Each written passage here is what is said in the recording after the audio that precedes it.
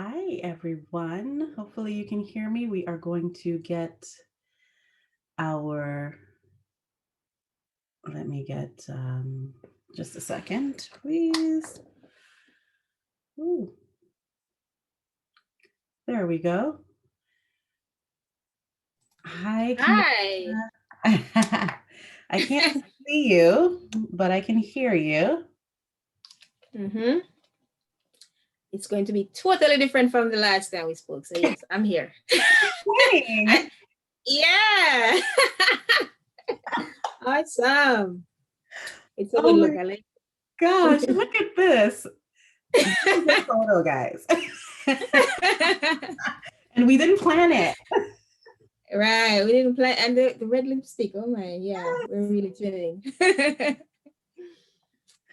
Oh wow. I'm just trying to, my light is uber bright, but it's okay.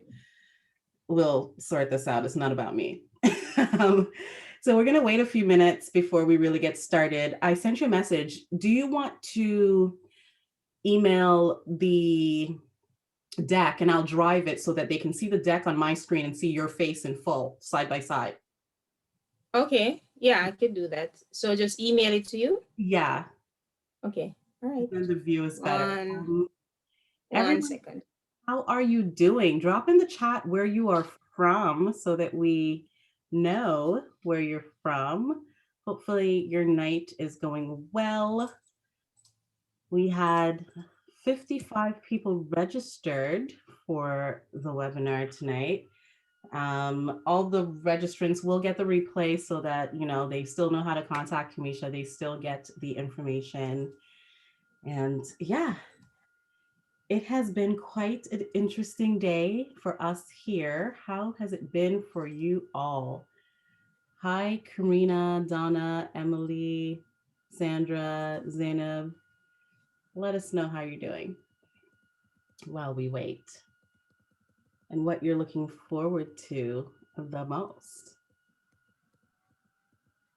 Ooh, it's been quite the day. Hi, Daniel. I think we're in the same clubhouse room today.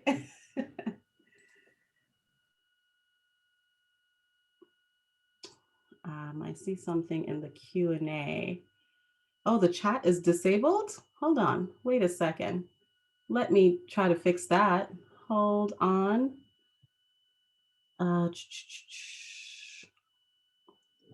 There we go. Can you try again to make sure that you can use the chat? Let me know in the Q&A if it did not work, but I believe I enabled it.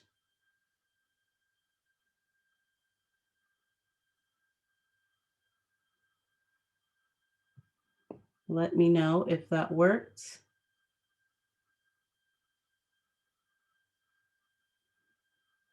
The chat should be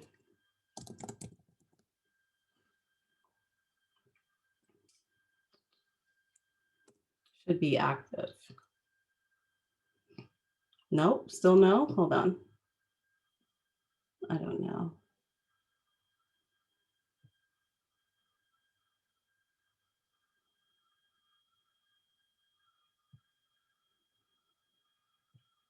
Okay, so once I receive the deck, I am going to get the ball rolling. I'm going to check my email quickly to see if. All right. So I sent it. It should come in as a Google Drive link because it's a little bit, it's a big file. Oh, it's a big file. Okay, hold on. Let me, I'm just refreshing my email just to make sure that I received it. It's still not yet.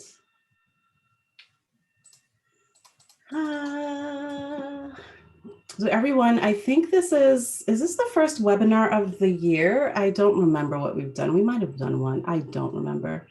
I don't have it yet. But I can start rambling a little. Oh, here it is. One sec. Just make sure. It's going to ask you to request access. I just sent it to you, Kimesha. Okay. and then we can get started. So I just want to make sure that the chat works. I did get a message saying that it wasn't enabled. Can you please check someone on the attendee list? Emily, Donna, let me know if you can type in the chat. I believe I enabled it. I want to make sure that it actually works, because I definitely want you to be able to interact and ask questions. So I need to make sure that you can chat with any and everyone. Okay, I'm seeing you popped up just Yes, now. Hello. perfect. Mhm. Thank you. I just want to make sure. Okay, so I'm going to go back to my email and then we can do quick intros and we can get started, because you're here for the goods and I want to make sure that you brought Yeah. the goods. And I'm ready with my pen and paper to take notes, because, Yes, please that's do. just how we do things. And if there Okay, are questions, please drop them in the chat, save them like Dwayne is going to do, and then we'll talk after the presentation. yes. Okay, so before we get started, thank you, everyone, for being here. I know we try to do these webinars in the evening because it's usually easier on everyone to do them from 8 p.m. So that, and I mean, I had a long day. I just jumped off one other meeting or event that I had to be a part of, and I started from 9 this morning with events. So for those of you who don't know me, that's very rude. It's like I invite you to my house and I didn't even introduce myself. Those of you who don't know me, I'm Dwania. I'm the founder of Canadian Small Business Women. I love to do things like this, bring on the experts so that they can tell you what you need to know for your business. This is going to be all run by Kimesha, and I am going to let Kimesha introduce herself. And while she introduces herself, what's going to happen is I'm going to share my screen with her deck so that you can see her lovely face and you can also see her deck. And Kimesha, you can just tell me next slide whenever, but if you have questions, comments, everything, please drop them in the chat so that we can get to them. And we're going to try to stick to the hour, but Kimesha has a whole lot of content. I know she's going to drop a lot of knowledge on you. So be ready. Okay. All right. Well, Dwania sorts out the slides. I'm Kimesha Walters. I'm the CEO of Oasis Integrated Communications, which is a public relations firm that I officially launched last year during the pandemic. But I've been in public relations now for over a decade. I've done some amazing work. And actually, I would rather if Dwania just skips through and then I'll just come back to the official introduction. So since the slide is up, I'll just go back a little bit. Let's remind them why we're here for this evening. Oops, did I press the right button? Sorry. I think you went forward. There. Right. So this is why we're here today. So I'll be sharing with you some PR tips that you can use to rock this year, to make 2021 a more successful year for you as a business, regardless of what industry it is that you're in, so that you can know some of the things that you really need to look out for. And if you don't have some of these in place already, then you can learn this evening how you can put them in place to make sure that your business gets all the benefit. Next slide, please. So a little bit about Oasis Integrated Communications. What I pride myself in for Oasis is telling beautiful stories that really help to connect my client to their various audiences. So if you have a great story to tell, we know how to tell it. We help you to find your sweet spot, to reach more customers, to reach more clients, and we get you to that paradise. You see that beautiful image that we have in the center there? So we're a full service public relations firm, and we're really all focused about getting you to your paradise. So whether you're a startup, as in you've just launched your business, you're just getting your feet off the ground, you're just trying to find your place in the market, we can work with you. If you're a corporate giant as well, I have exceptional experience in that, working across different industries. So I help you to create credible, authentic, and meaningful stories, because there are stories out there, some of them not so meaningful, some of them not so authentic. And because of that, they do not connect, they do not make you stand out, and then you do not get the visibility that you really need to hit the target market. So my team and I, we're really passionate about being creative in terms of getting you where you need to get to. And we focus on doing that by delivering boundary pushing results across various industries. Next slide. So here's a little bit about me. Journalism may have been my first love because that's where I started my communications career, but really public relations has stolen my heart. I've been in public relations now for the past 10 plus years, and I've worked with some of the biggest brands that you can think of globally. Here I've listed a few of them, Adidas, there's Hyundai, there's Heineken, or if you're familiar with Jamaica or from Jamaica, you should definitely know about Red Stripe. I've worked with Microsoft, Samsung, Scotiabank, and as you can see, these are different industries. Some of the clients here that I've worked with on the right, the ones at the top fall into the toy industry. So you talk about Jada Toys. I like to give the example of Fast and Furious, all those beautiful cars that you would have seen in that movie. Jada Toys does die-cast models of them, tiny, beautiful die-cast models that they sell as toys and collectible items. I've worked with JetPlay. They're also in the toy industry. They have some beautiful dolls that are competitors to the likes of Barbie. And if you have little tots running around, you might know about LOL dolls. So the Boxy Girls from JetPlay are competitors for that market. I've worked with Playmons. That's also a massive toy company that operates out of the United States. And the likes of Pepsi, Frito-Lay, and even as far as Oz Minerals. This was a mining company from Australia that I helped to do some corporate social responsibility work for in Jamaica. And what I do really is that I focus on getting the clients exceptional results based on the target market and based on their specific needs. Next. All right, this is where the fun comes in now. We'll cover quite a bit for today. I know we're mainly here for PR tips to rock the year, which you will see over here on the right. We have crisis management, innovative content, personalized and hybrid events, and diversity and inclusion, because that's a conversation that we cannot really escape, and we really should not want to escape after all the events that took place last year, from the death of George Floyd to all the protests and everything that happened surrounding that. So we'll have a little discussion about that. And of course, we'll be discussing the peso model. If you've not heard of it yet, maybe you can take a quick look while I talk. And then later on, we'll dive into what exactly that is. But before we get into the tips, I want to take you back a little bit to tell you what exactly public relations is. I was doing some research the other day, and I think somebody said, oh, public relations, I think the industry has really done a bad job at PR. The PR industry has done a bad job at PR. So I think a lot of people don't really understand what it is that public relations is. So I'm going to give you a little background as to what it is, what a brand is, and why and when you would need PR. And then we get into the PR tips for that you will need to rock this year. Now, public relations, I really love this definition because it kind of encapsulates a whole lot of things that we need to cover around the idea of PR itself. So it says public relations is the strategic management of relationships between an organization and its diverse publics through the use of communication to achieve mutual understanding, realize organizational goals, and serve the public interest.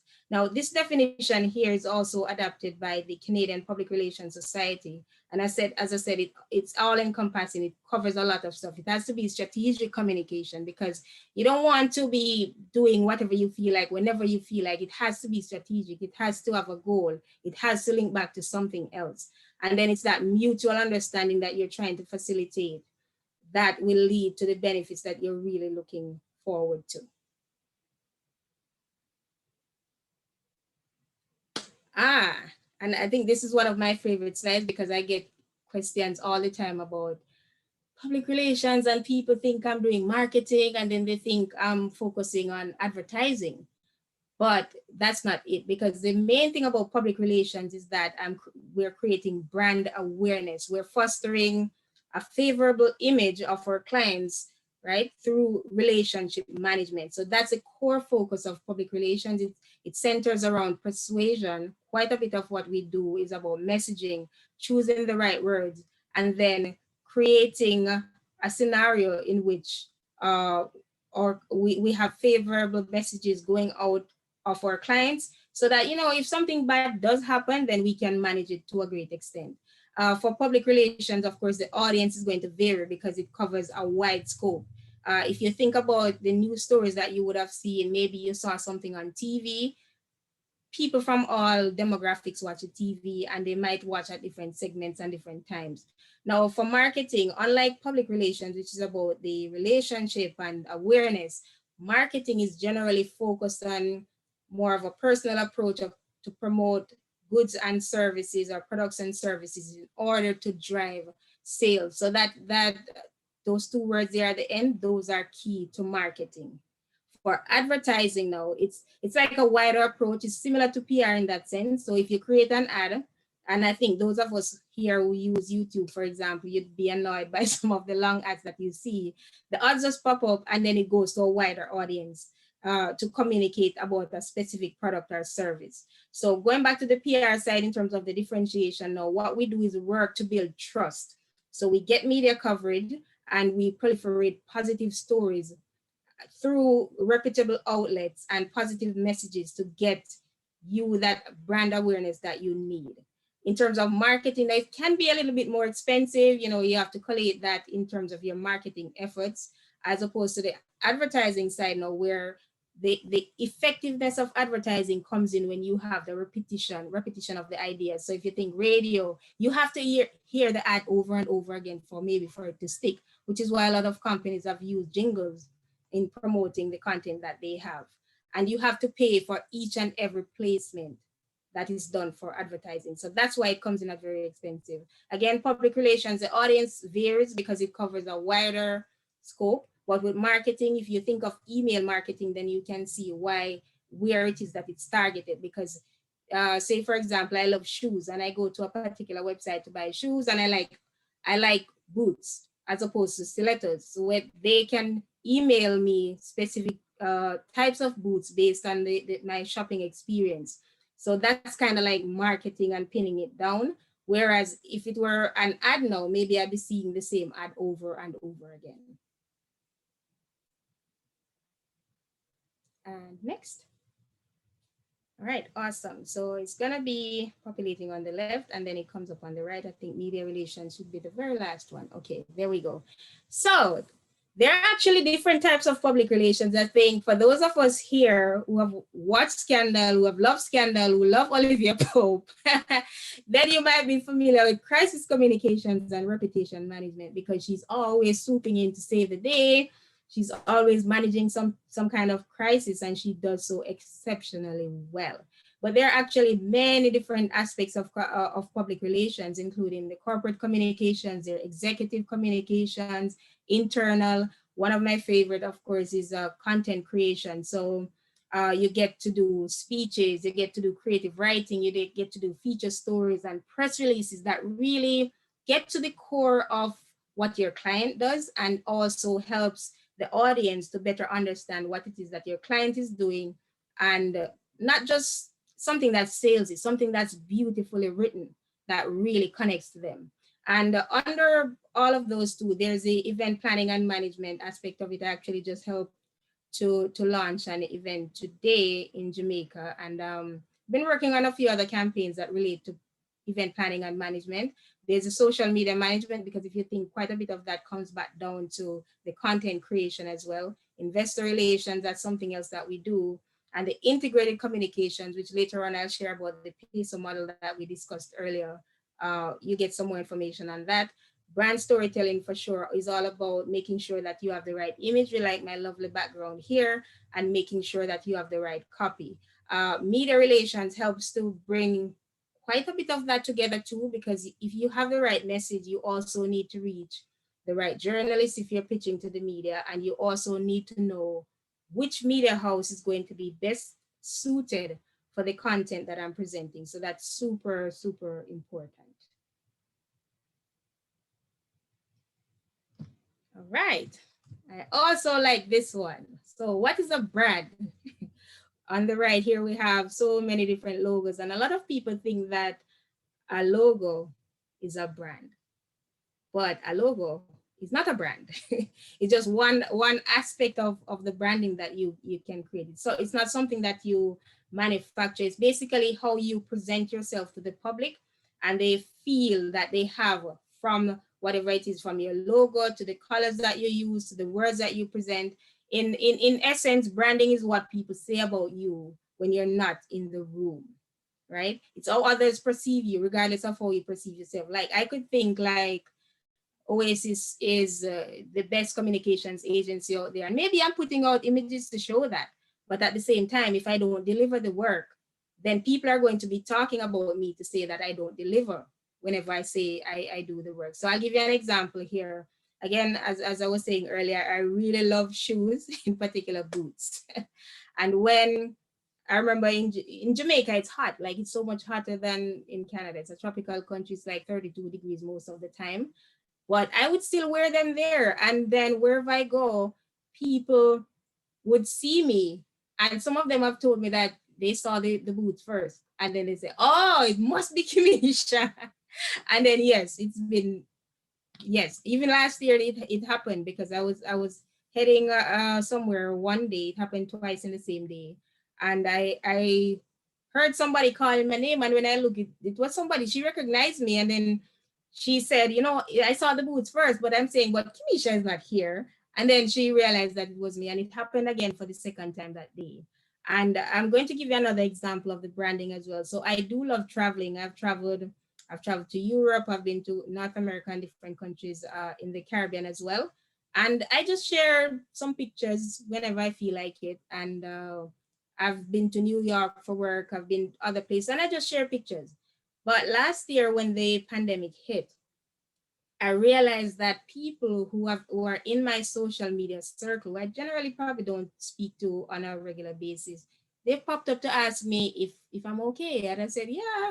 And I said yeah, because we see you're not traveling, and you know the place is shut down, so we just wanted to check to see what was going on. So that is my brand in the online space, and I didn't even think about it so much until it happened at that time. So if you have a business, you need to have a brand around it. Like, what's the experience that you're really bringing to the table for people to want to come to you? You cannot look at it as intimidating or bothersome. You need to pin that down. And when you have that done, when you come to me for public relations, it makes things so much better, because you are already in the space to you have created the brand, you've invested some time and energy into it. So now I can just take it from there, and I get you the publicity that you need.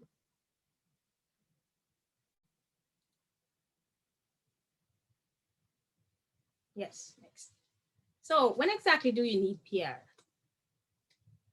Can be several different situations. You know, maybe your business owner is looking to grow your business. You're looking at increase in sales. Again, this generally ties back to marketing based on the idea that it's sales driven, but the awareness of your product or service can actually lead back into the marketing efforts that you have. So if you're launching a new product, if you're launching a new service, or maybe you're just one of those people who say, you know what, I really don't understand why I'm not getting any publicity. I'm seeing all my competitors in the media, and I don't know what to do. That's when you need PR.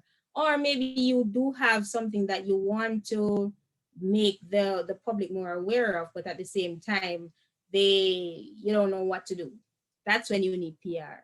And then separate from that, you might have an idea of where you need to go and what you need to do, but you don't have the time, you don't know the media houses that you can reach out to.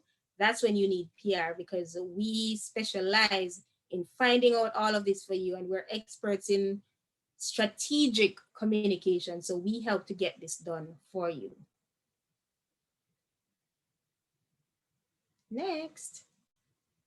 All right, and now we're here. PR Trends to Rock 2021, and you can skip to the next slide as well.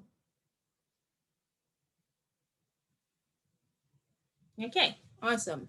So we're going back to a little trip down to the Olivia Pope lane. Crisis management. Like there have been so many things that have happened, especially in the last year with the COVID-19 pandemic, where issues of reputation have come up, and you do need PR a lot of times to manage these crises that come about.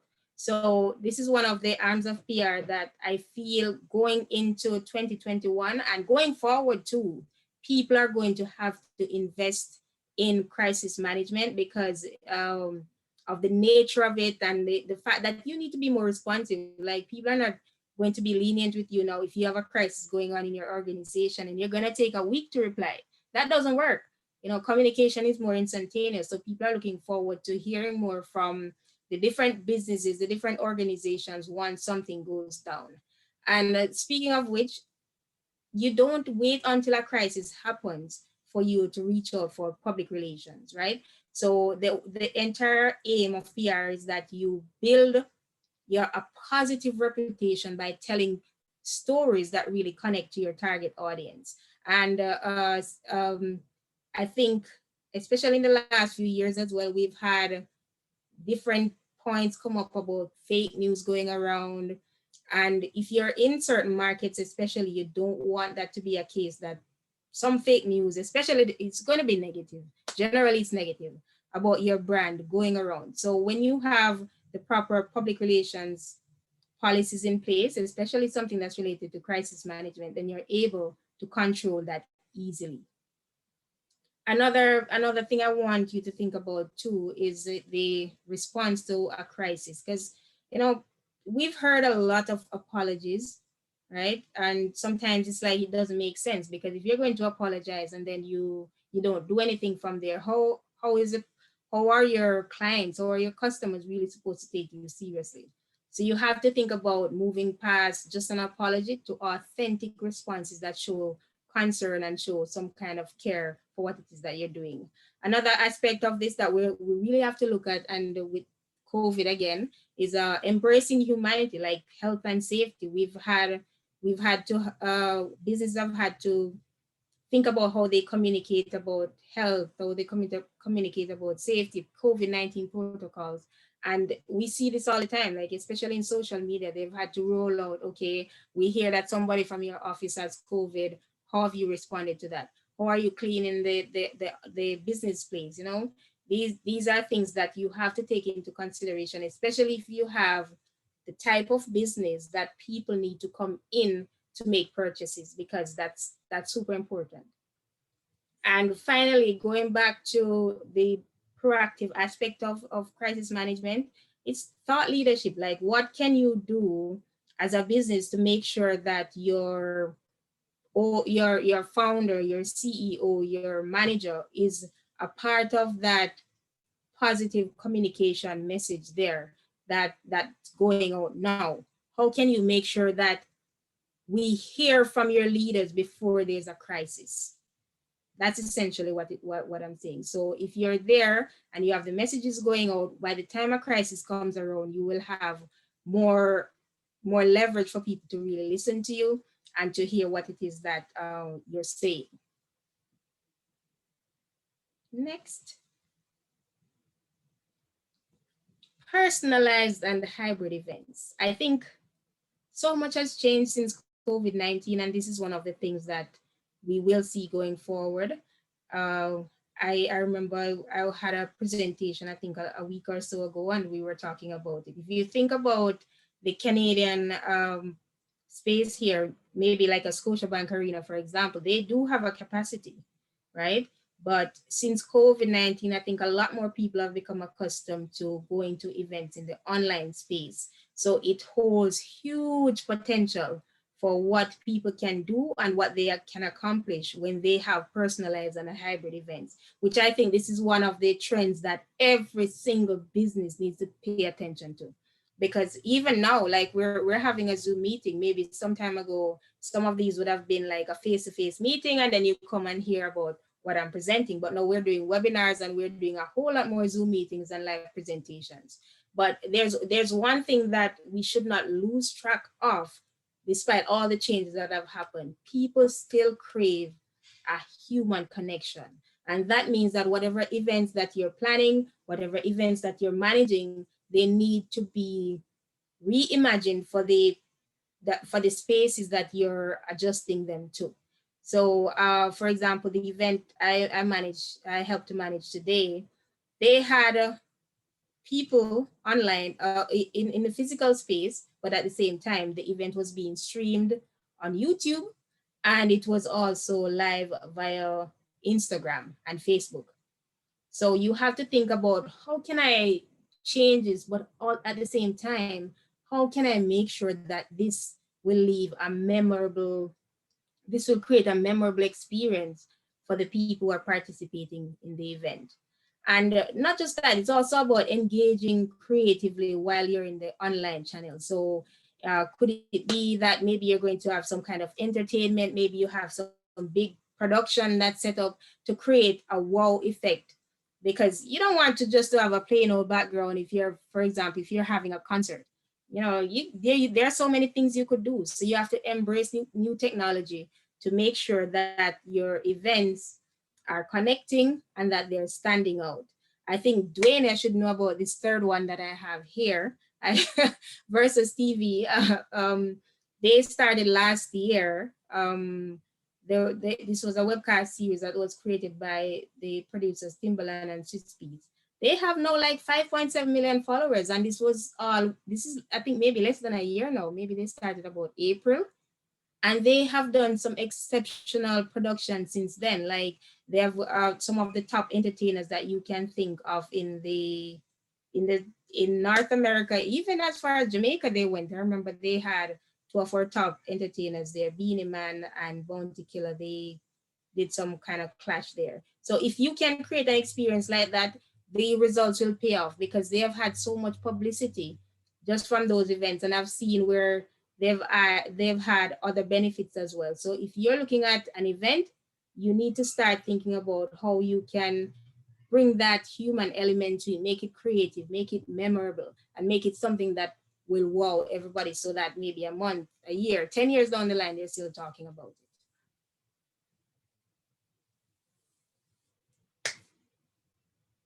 Right, innovative content. So this is something else that I feel like every organization needs to look at it, whether you're in the B2B space or the B2C space, or you're a charity. You need to think about the innovative content. So what are your graphics saying about you?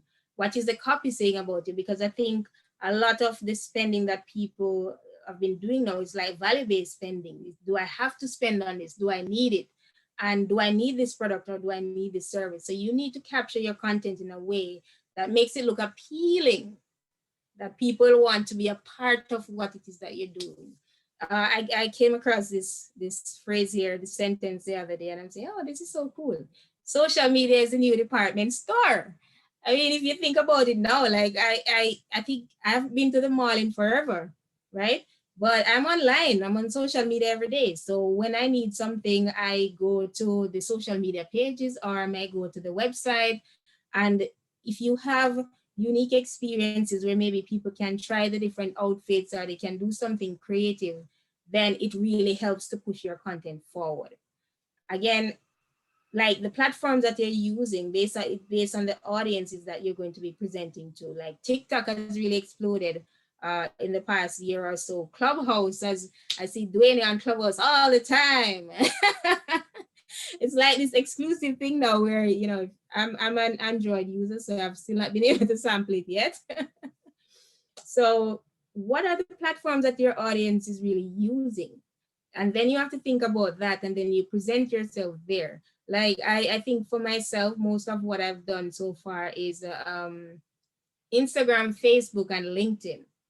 I'm on Twitter, but I'm not the biggest fan of Twitter so far. I know the journalists and the PR people tell you, yeah, this is where the journalists are, and you need to be here and stuff. But I know where to find the journalists wherever they are. So I don't necessarily think I need to be on Twitter, but I'm trying. and I'm experimenting with the type of content that I post there. But of course, it's not going to be my focus. My focus really is on LinkedIn, Facebook, and Instagram.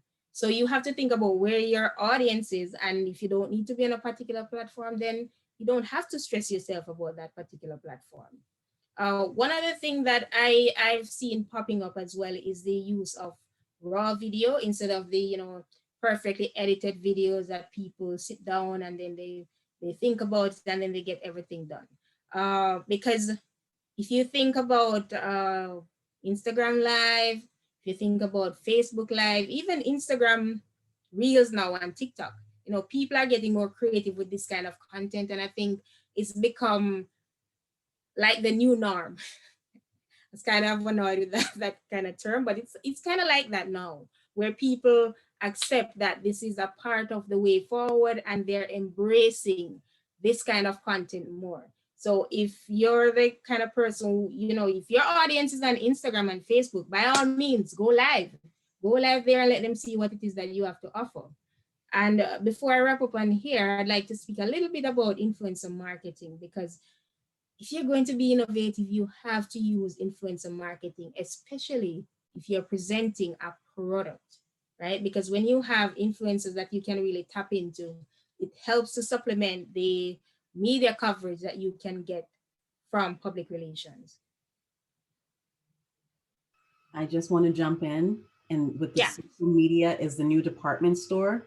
Really, social media is the new mall, because we have to also include the food court. I don't know if you all are anything like me, but before I order from a restaurant that I've never ordered from before, I'm creeping their Instagram, because the food has to look like, it has to look a certain way. And I'm like, all right, I'm ready. I'm definitely ordering from there. So social media is the new mall. There you go. I like that one. And I know Dwania is a foodie, so yes, totally understandable.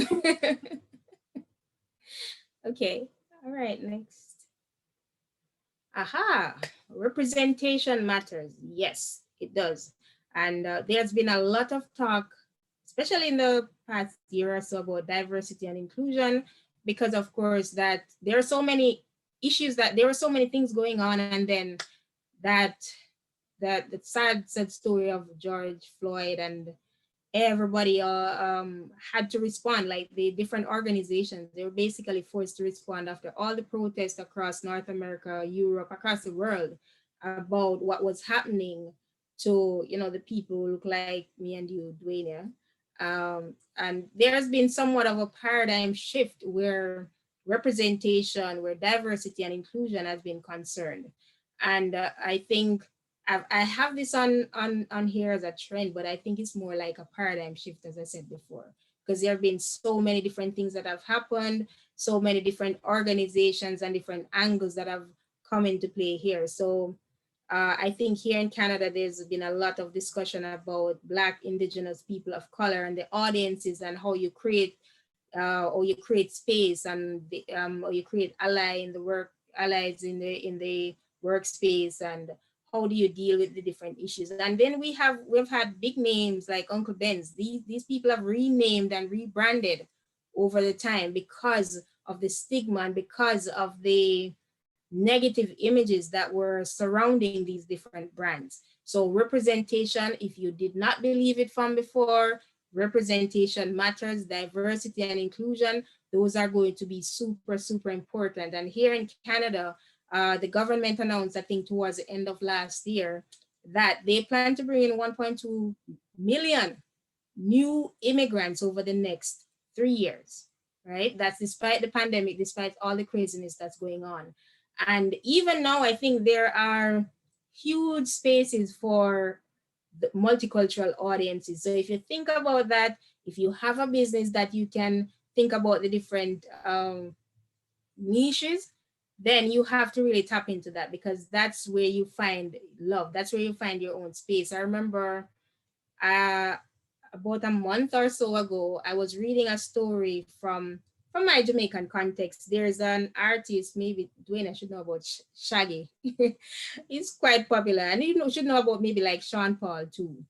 But Shaggy has been in the industry for so long and he's been quite successful. But what I found interesting the other day was that it was a DJ from Hawaii really helped him to get on track to where he was now in terms of popularity. So you never know how far your music can get to, how far your work can get to. So you have to think about the different niches, and you have to think about representation. You have to think about diversity and inclusion. So again, it's here as a trend, but I think it's more of a paradigm shift, and public relations pros are going to be super important in refining the messages that get out about representation, in terms of helping also to find the right media outlets that help you to get your message across. All right, and we're winding down. We're at the peso model. So there are different types of media based on our categorization for public relations. So we have paid media, earned, shared, and owned. So owned would be like your website, your social media channels, and stuff like that. There's the shared media, there's the earned media, which is where we get you publicity in different traditional media outlets. Like we could get you on CBC, we could get you in the Toronto Star, in the Toronto Sun, Globe and Media. And then they're the paid ones. So the paid ones could overlap as well, because on Facebook and Instagram, you could have a paid campaign. On Twitter, you could have, I think even LinkedIn, you could have a paid campaign. But for the trend going forward is that you cannot rely on only one aspect of PR, and you cannot rely on only one aspect of media. So you have to have an integrated model, which is why I think the integrated came in here with my name, like my business name, Oasis Integrated Communications, because you need to make sure that you're capturing different elements when you're presenting your content out there, so that you reach everybody that you need to reach to. Because you might have your set target audience, and that's really good, but sometimes you might reach somebody else who might not necessarily have been in the initial space that you had.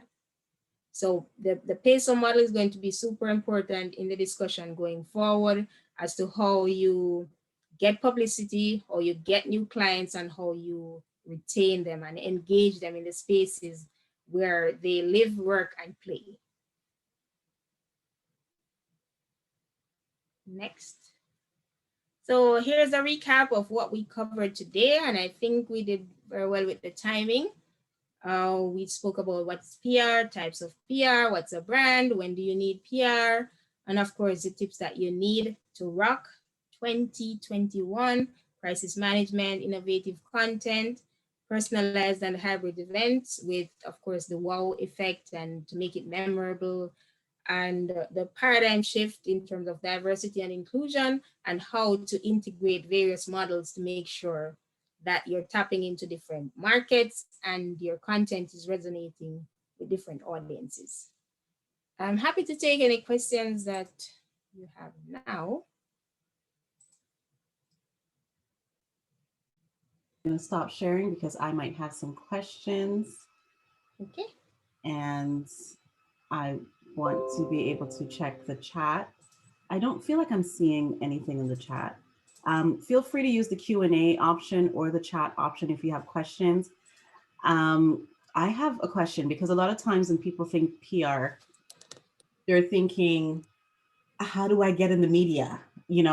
Do I have a story? How do I curate a story to get in the media? What do I have to do? And what do you normally tell people where that's their first drive? Like, what do I need to do to get myself on TV or on the radio?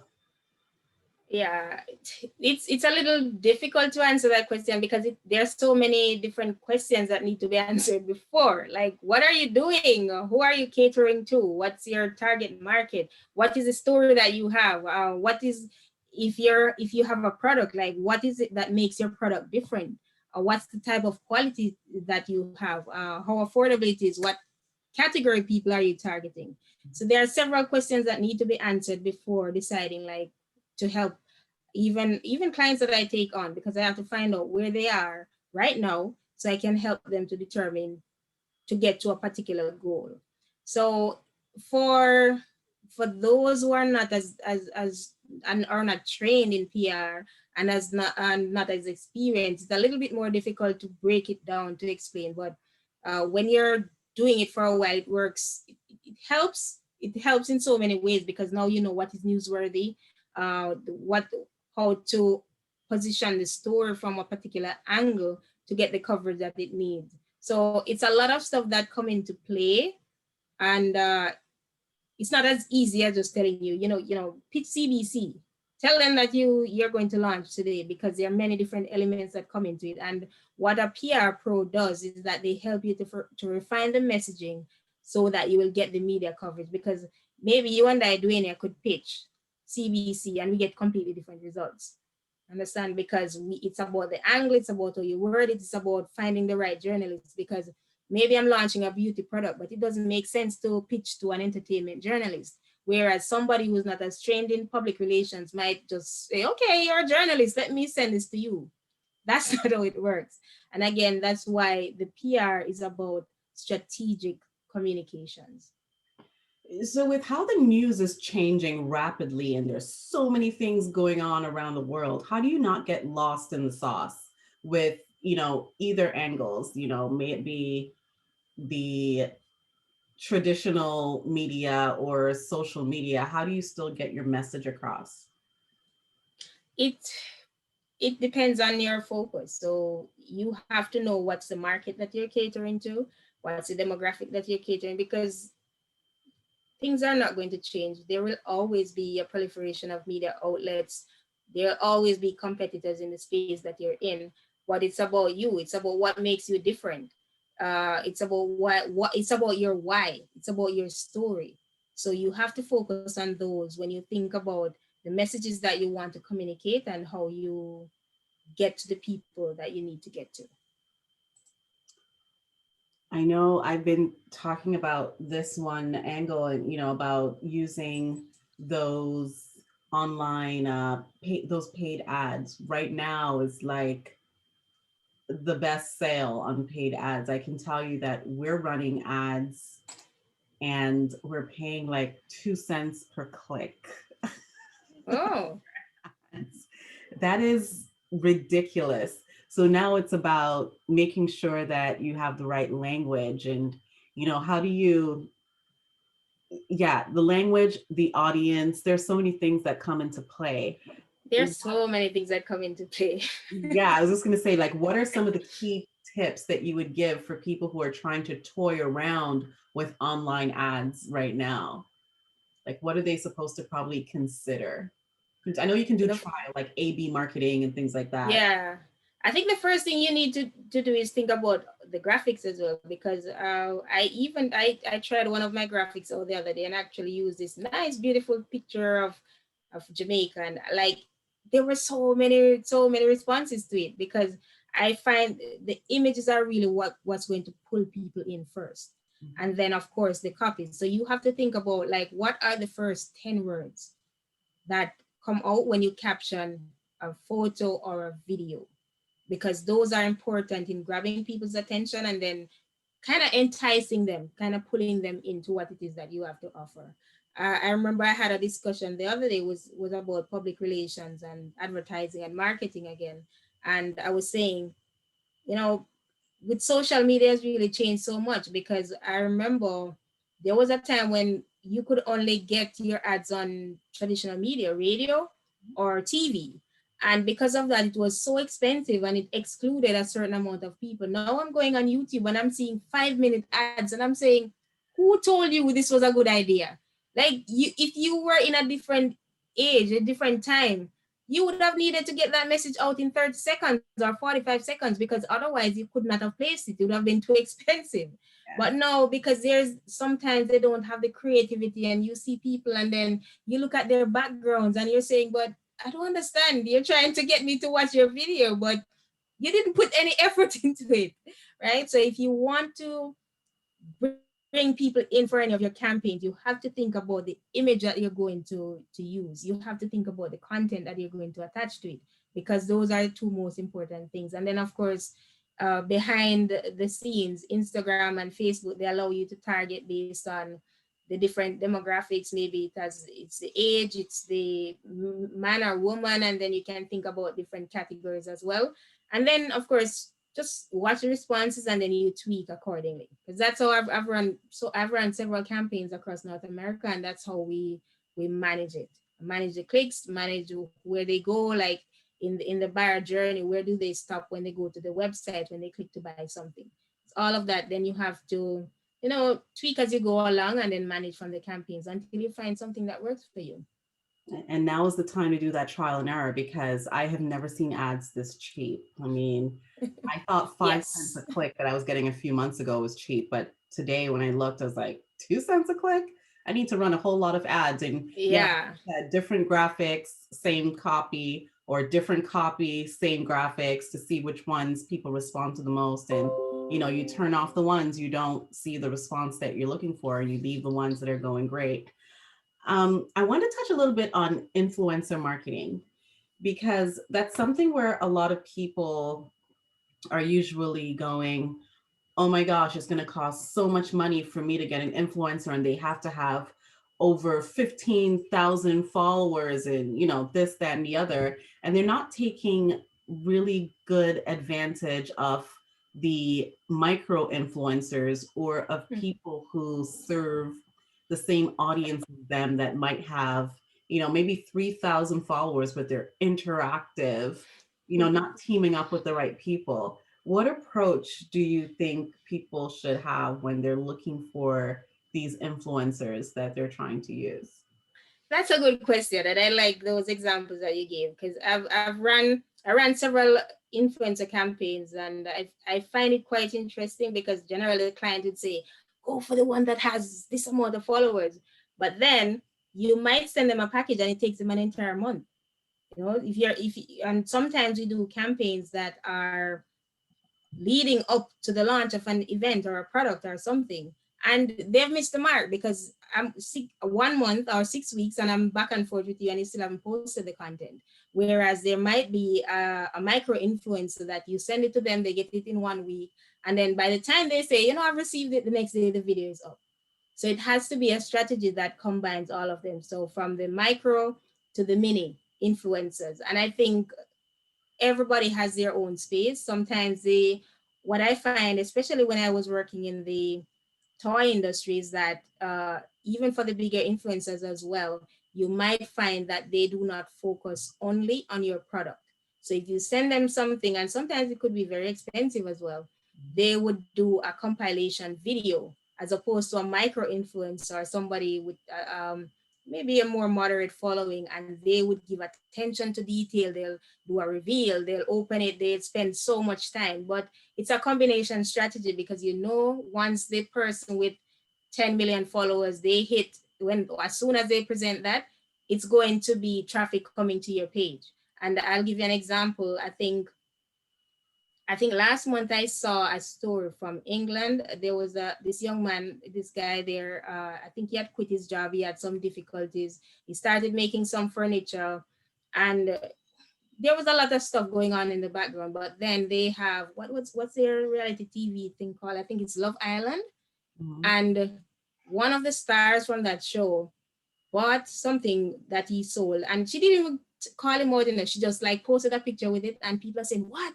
She posted a picture, and then next thing you know, Mr. Man had maybe a couple hundred followers. It reached over 5,000 at the time that I checked.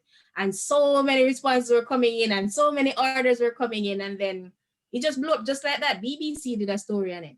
So influencer marketing has huge, huge, huge potential. It's just that you have to I think it's like the peso model. You have to think about a combined strategy. You cannot just focus on one and then you exclude the other. You have to think about, okay, how do I hit different tiers of influencers to make sure that once they get my product, it's going to be different levels of exposure.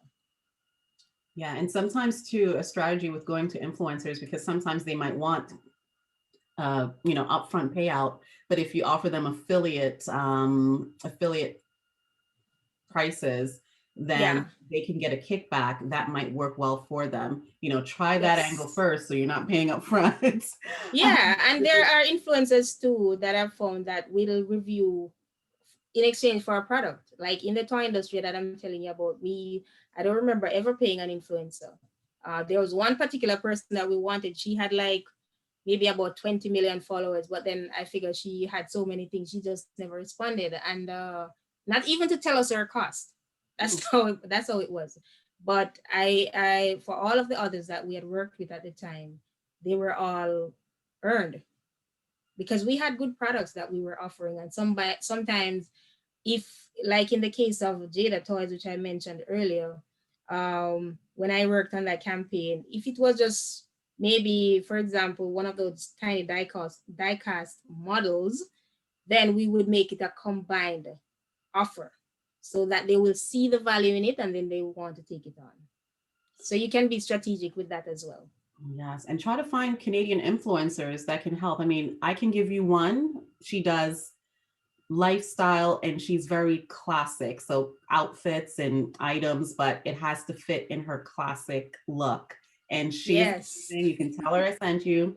Her name is The Weekend Fashionista on Instagram, and she is out of Ottawa. She's a lovely South Asian lady, and I mean, love her to pieces. And she does a great job. And she will not only, the thing with her, she will not only, post and talk about your product, she'll also write a blog. There you go. There you go.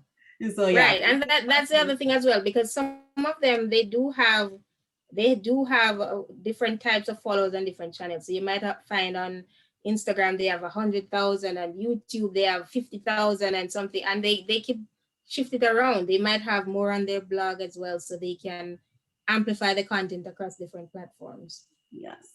I see some people in the Q&A saying, first, we have to go back, share the platforms that you're spending 2 cents per click. So this is Facebook ads, and Facebook ads you can run on Facebook and on Instagram. So, try a bunch of ads. And the key when you're doing ads is don't put an end date. Leave your ad open, just say run continuously.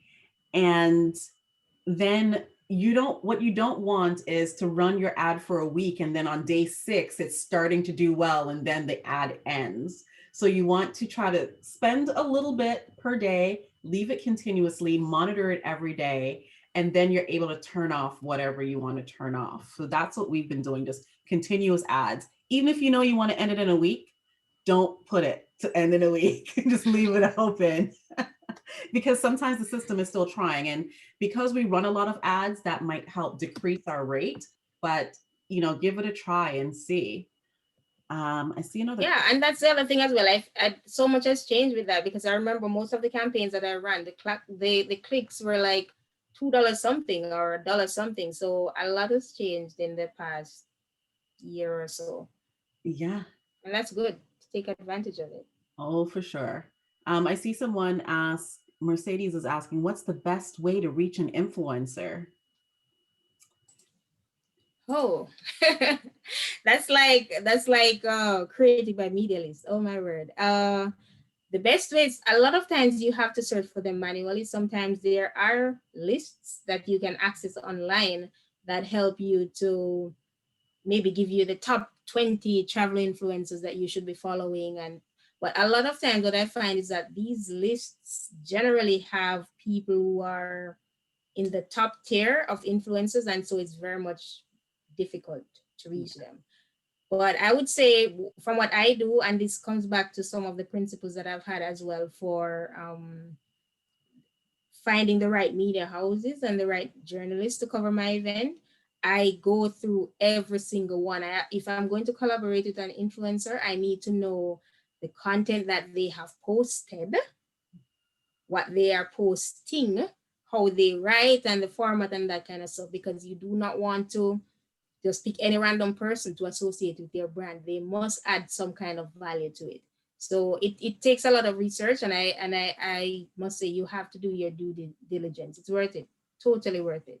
Yeah, definitely. And a lot of times you can reach out, like for example, when we were doing our virtual international event in August, I knew that I wanted to reach a certain audience, and I was trying to find influencers that I can use to advertise the event. I mean, we were having speakers from Jamaica, the US, Canada, and the UK.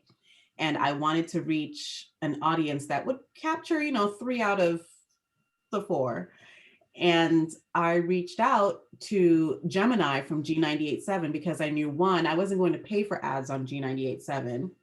And two, I know she has a way of putting that special sauce on all her posts and people There you go. interact with her, right? And she's someone I follow. And I know that of the people who were actually speaking at the event, she knew 3 of them. There you go. Right. So you have to think about that as well, because sometimes they do overlap. Yeah, They do because overlap, and you have, that means yeah. they see the tag, they're posting extra because they're like, oh, my friend Gemini from G is posting this. All right, let me share it. Let me share it. And also search, you can follow hashtags of the people who, that will help you connect with the people that you're trying to find. And like Kimesha said too, sometimes you just have to look at their interaction, search through their posts, and they might have 1 million followers, but only have like 5 people commenting.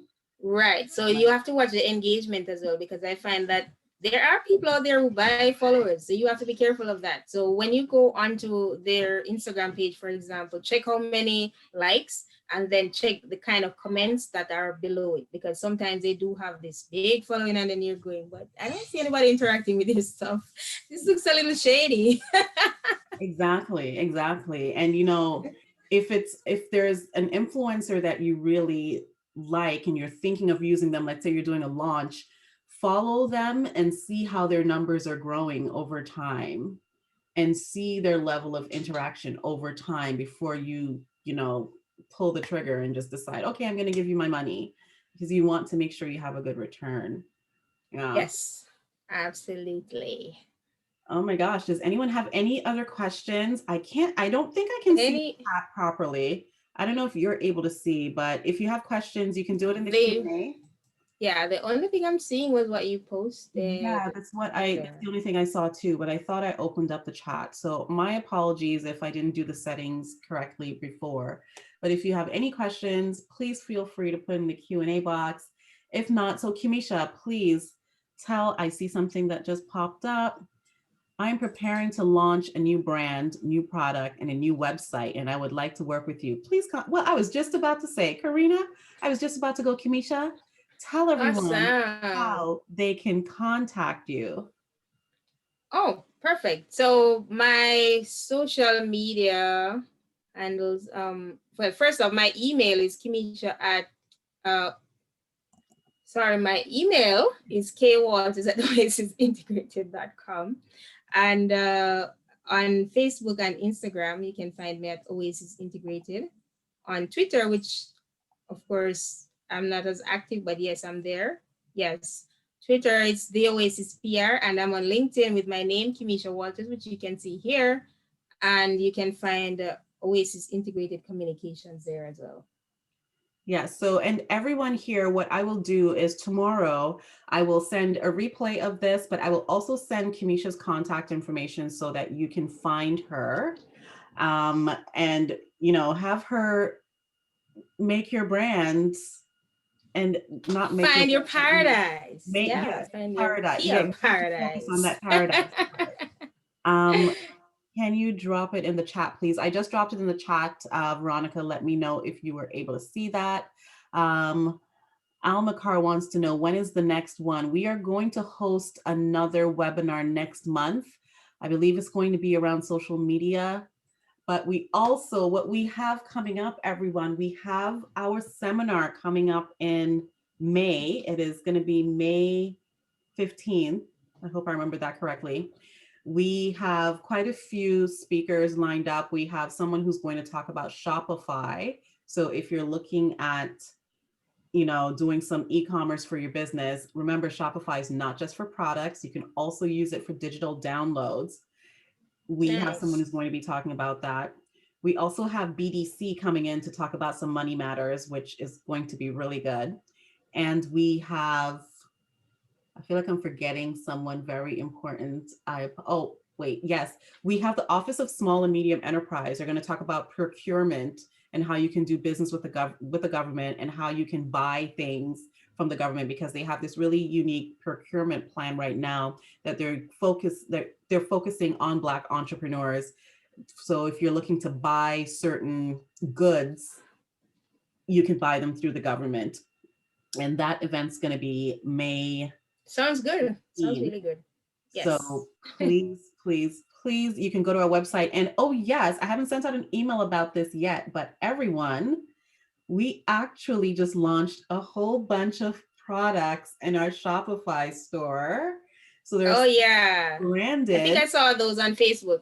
Yes, I'm very excited about that. We have like mugs and all kinds of stuff with some of the things that we've been saying a lot of during this pandemic, and also some of the things that I like to say. So please check it out and tell me what you think, because I'm really proud of it. You can go to our website at canadiansmallbusinesswomen.ca, and you can click on the shop button, and then you can click on the events button to register for the May seminar. And it is 3 minutes after 9. Kimesha, I thank you. I have to take a solid picture because I can't believe we are twinning. Like we're twinning here. Insane. Okay, I feel like I need to sit up a little bit, or I just need to just come up. There we go. All right. Ready. Yeah, this is a moment. So thank you so much. Thank you, everyone. Again, I will send out this video to all registrants, and we'll have the replay up on YouTube by tomorrow so that everyone can find Kimesha. I will make sure I put your contact information in the description so that people can find you. Fantastic. Thank you so much for hosting. It's been a pleasure. I love the energy as usual. Thank you. All right. Have a good night, everyone. And thank you to everyone who turned out. Happy to see you.